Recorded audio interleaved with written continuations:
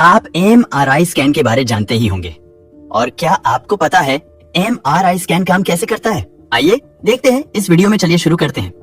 दोस्तों, एमआरआई की full form magnetic resonance imaging होता है, जिसे हिंदी में चुंबकीय अनुनाद इमेजिंग कहते हैं। एमआरआई स्कैन का इस्तेमाल शरीर के हर हिस्से की जांच के लिए किया जाता है, जैसे कि रीढ़ की हड्डी में किसी समस्या का होना, ब्रेन में ट्यूमर का या कैंसर का होना, हड्डियों से जुड़ी किसी चोट और हड्डियों से जुड़ी हुई कई समस्याओं के लिए डॉक्टर्स एमआरआई स्कैन की एडवाइस देते हैं। दोस्तों, अब बात करते हैं इसके खर्चे के बारे में, क्योंकि बहुत से लोग इसके खर्चे को लेकर काफी परेशान रहते हैं। दोस्तों, इसका सही खर्च तो आपको हॉस्पिटल्स में जाकर पता चलेगा, लेकिन हाँ, गवर्नमेंट हॉस्पिटल्स में ये प्राइवेट हॉस्पिटल्स के मुकाबले काफी सस्ता हो जाता है और इसका खर्च आपके स्कैन के ऊपर भी डिपेंड करता है। अगर आपको सिर्फ बॉडी के एक ही पार्ट का स्कैन करवाना है तो ये कम रेट में हो जाता है, लेकिन अगर आपको पूरा बॉडी का एमआरआई स्कैन करवाना है तो इसका खर्चा थोड़ा ज्यादा हो जाएगा। लेकिन अगर बात करें एक एवरेज प्राइस की, तो 2500 से 25,000 तक का खर्चा आ सकता है और कई मामले में तो उसका खर्चा 25,000 से भी ऊपर चला जाता है। दोस्तों, अब बात करते हैं कि एमआरआई स्कैन किया कैसे जाता है। इसको करने के लिए पेशेंट को एक मशीन पर सफेद या नीले रंग के एक खास ड्रेस को पहनाकर लिटाया जाता है।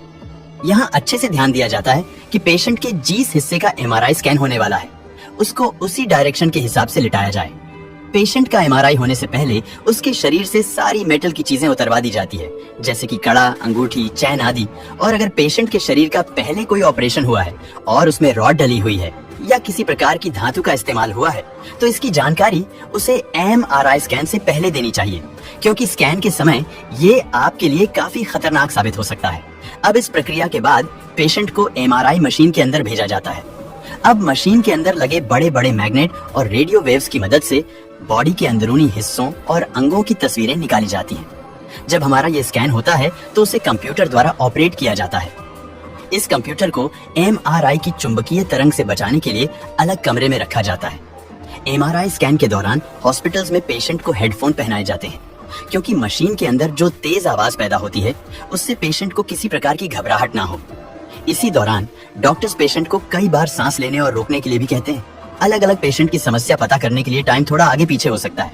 दोस्तों, अब पता चल गया होगा कि एमआरआई स्कैन किया कैसे जाता है। आइए अब जानते हैं कि एमआरआई स्कैन होता क्या है। दोस्तों, है हमारा स्कैन सबसे आधुनिक और बॉडी के अंदरूनी हिस्सों की तस्वीरें लेने वाली अभी तक की सबसे अनोखी टेक्नोलॉजी है। इस मशीन से डॉक्टर्स बिना ऑपरेशन करे और शरीर के अंदर किसी उपकरण को पहुंचाए बिना ही शरीर के हर एक अंदरूनी अंग को काफी सटीकता से देख सकते हैं, जिसके बाद डॉक्टर शरीर में हुई छोटी से छोटी समस्या का काफी आराम से पता लगा सकते हैं।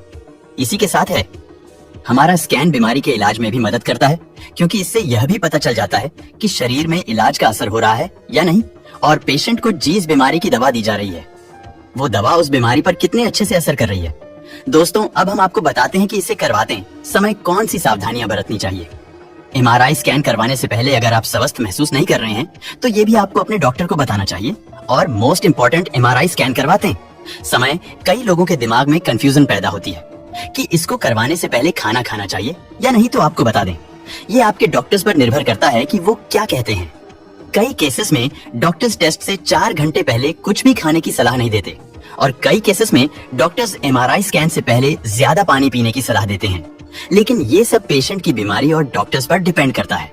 उम्मीद करते हैं कि इस वीडियो से आप सभी की काफी हेल्प हुई होगी, और जानकारी पसंद आए हो तो वीडियो लाइक और शेयर करें।